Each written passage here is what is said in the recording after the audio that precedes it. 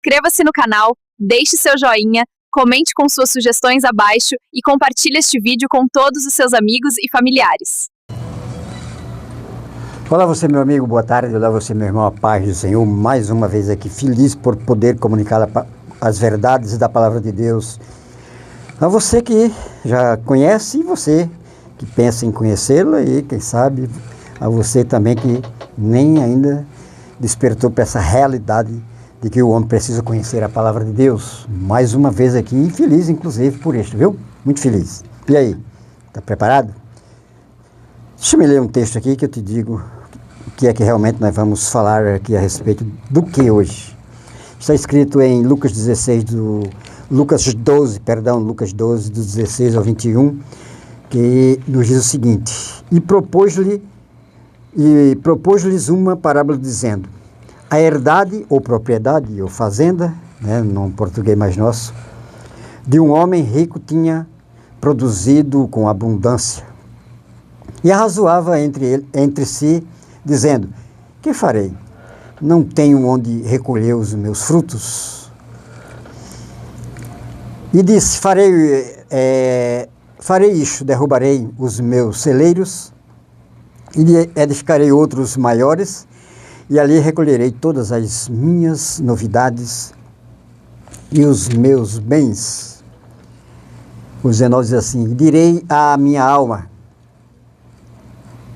tens em depósito muitos bens para muitos anos. Descansa, come, bebe e folga, ou alegra-te, Festeja, porque por ter muitos bens, seria mais ou menos isto. O 20 diz: mas Deus lhes disse: louco, esta noite te pedirão a tua alma.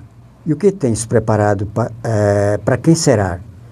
Assim é aquele que para si ajunta tesouros e não é rico para com Deus. O que é que vamos falar? A respeito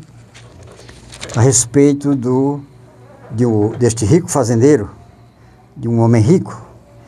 Evidentemente é uma parábola. Parábola seria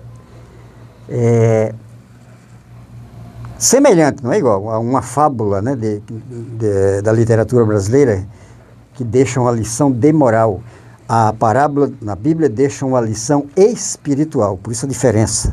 E este é o objetivo das parábolas de Jesus, e esta não é diferente. Tem aqui que deixar-nos uma mensagem espiritual, e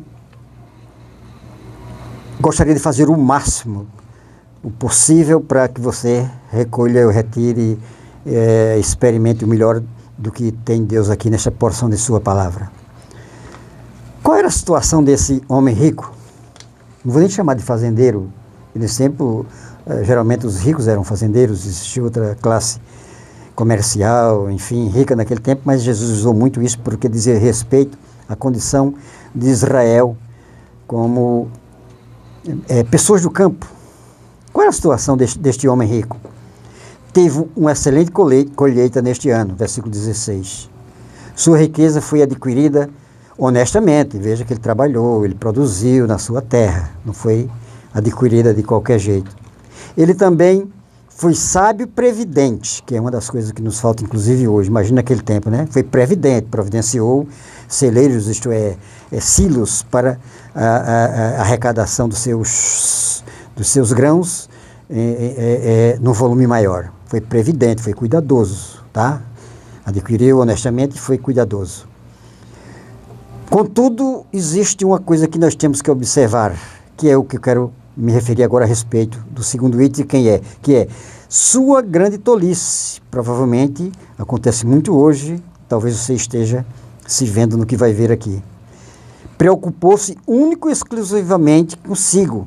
Ele era egocêntrico, tudo que ele produzia para folgar, como diz ali a Bíblia, para se alegrar por ter bens que não necessitaria que ele estivesse preocupado com o dia de amanhã, com o que comer, vestir, que não era o caso de muitos na época dele.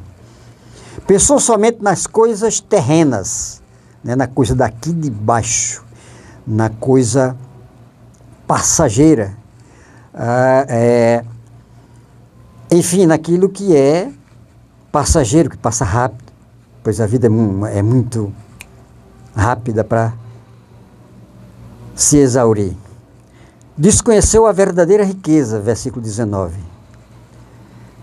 Desconheceu a verdadeira riqueza e esqueceu o autor de todas as bênçãos, versículo 17 e 19, que a gente leu aqui. Quem é que providenciou isso? Quem foi que providenciou isso para o ser humano, que é a grande realidade hoje dos seres humanos? E foi um tolo aos olhos de Deus, isto é, Deus via aquele homem como uma pessoa tola. O que é uma pessoa tola, né? Uma pessoa que não tinha uma visão maior a respeito de sua vida e tudo que envolvia a sua existência aqui na Terra. Isto é, não apenas a vida terrena, mas que a vida terrena tem uma continuidade depois da morte. Por isso que Deus o viu como tolo, porque ele só via tudo que ele viu aqui, toda a sua riqueza, os seus bens adquiridos até ali, trazendo os benefícios para aqui, para a Terra. Foi despreparado para a eternidade, versículo 20, isto é, ele não tinha o menor conhecimento de uma vida após a morte, portanto não investiu aqui para a vida dele aqui, mas esqueceu de fazer investimento para a vida futura, e esta vida futura existe, e esse investimento tem que ser feito, contudo, o meio de fazer esse investimento para a vida eterna só através de Cristo Jesus, que é o projeto de Deus para todo ser humano, e ele era tolo por isso, porque não tinha este conhecimento, meu querido amigo, meu irmão, você que está ouvindo, atente para isto. Você não é só isto aqui, quando morrer acabou, não. Há uma vida futura e nesta vida futura você tem que investir hoje, mas não tem como investir se não for na sua vida espiritual. Por isto que nós dissemos que Jesus estava aqui traçando uma mensagem, uma parábola, né? Uma verdade espiritual que este homem não conhecia e que você, né, que está vivo, ainda tem a possibilidade de ter este conhecimento a respeito da sua vida futura, tá? Deus pergunta a ele: tolo, hoje exigirão a tua vida, isto é, a tua vida vai passar. E o que tu tens preparado para depois que tu passares, depois que tu fores para a vida futura, a vida eterna?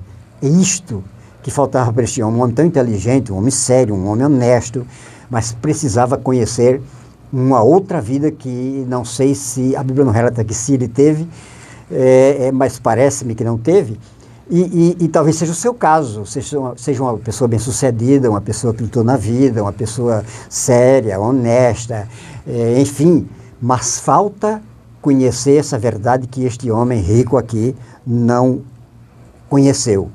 Você precisa entender essa verdade. A sua vida não é só isto que você levantou para ter hoje uma vida folgada, né? Uma vida que pode festejar, que pode ser feliz pelas suas conquistas. Isto não é errado, não há erro nenhum em uma pessoa ser rica. Esse homem aqui não estava sendo tido como tolo porque ele era rico, mas porque a sua riqueza só o fazia ver algo aqui terreno, algo passageiro, algo momentâneo. Ele precisava conhecer o que talvez você que está me ouvindo não conheça. Há uma vida eterna e você precisa investir nessa vida eterna. Quer ver? Olha o que é que diz aqui a conclusão do que nós estamos dizendo aqui. A conclusão: riquezas não dão vida e paz, tá? Não dão vida e paz, tá? A riqueza pode trazer conforto, isso é fato, tá? Mas paz, alegria, felicidade, enfim, ela não traz. Pode até trazer algo momentâneo ali, você imagina que aquilo é paz, é vida, é alegria, enfim. Trazem preocupação inúteis, aí é fato. Quem é rico sabe que nem toda noite pode dormir tranquilo, porque para manter aquela vida de riqueza, seus bens, ele tem que estar maquinando tudo, preparando tudo para o dia seguinte, para produzir aquela riqueza, produzir mais riquezas, e a vida está sendo consumida porque sem medo de errar, o que as riquezas produzem. Uma das coisas que a riqueza produz, além do conforto, é o consumir. Ela consome o ser humano, ela deteriora o ser humano, essa é a grande verdade. Devemos usá-la não para nós, e sim para com Deus. Isto é, a sua riqueza está lhe trazendo felicidade momentânea, prazeres momentâneos, mas falta trazer algo para Deus também. Deus, essas riquezas podem ser também uma bênção na sua vida e uma material hoje, mas também pode ser uma bênção para o seu futuro. E o que tens preparado? A pergunta que o texto bíblico nos faz aqui no 20 diz assim: mas Deus lhes disse: louco, esta noite te pedirão a tua alma, e o que tens preparado, para quem será? Isto é, o que você tem feito para Deus? A sua riqueza traz este conforto, só que você precisa ter uma vida além de riquezas materiais, de riquezas com Deus, e não necessariamente diz respeito àquele dinheiro, aquelas herdades que você tem, aquelas propriedades que você tem, aqueles bens materiais que você tem, mas uma vida de comunhão, uma vida de intimidade com Deus. É nisto que a Bíblia requer que sejamos ricos também. É com relação à riqueza que nós temos que produzir espiritualmente junto à comunhão que nós devemos ter com Deus. A riqueza, amém. Não há erro nenhum, né? Salomão foi rico, tantos homens de Deus foram ricos, mas o problema a riqueza nos afasta de Deus, essa é a grande verdade. Jesus disse certa vez que é mais fácil um camelo passar no fundo de uma agulha do que um rico se salvar. Então, a riqueza tem esse outro lado também, de afastar o homem da possibilidade de ter uma comunhão, uma intimidade com Deus aqui na terra, que proporciona uma vida eterna, uma vida com Deus na eternidade. Então, você precisa viver, você é uma pessoa bem de vida, então você também tem que se preparar, se cuidar, porque depois da sua vida aqui na terra, você tem que ter uma vida em comunhão eternamente com Deus nas mansões celestiais, nas moradas celestiais, porque Deus vem buscar um povo zeloso e de boas obras. E além de rico, você precisa também ser fazedor de boas obras, mas essas boas obras junto a Deus, né? Não estamos falando apenas de cuidar do necessitado, mas também numa vida de comunhão com Deus. Jesus te ama e quer te levar para os céus, mas você precisa também acordar para isso. Jesus te ama.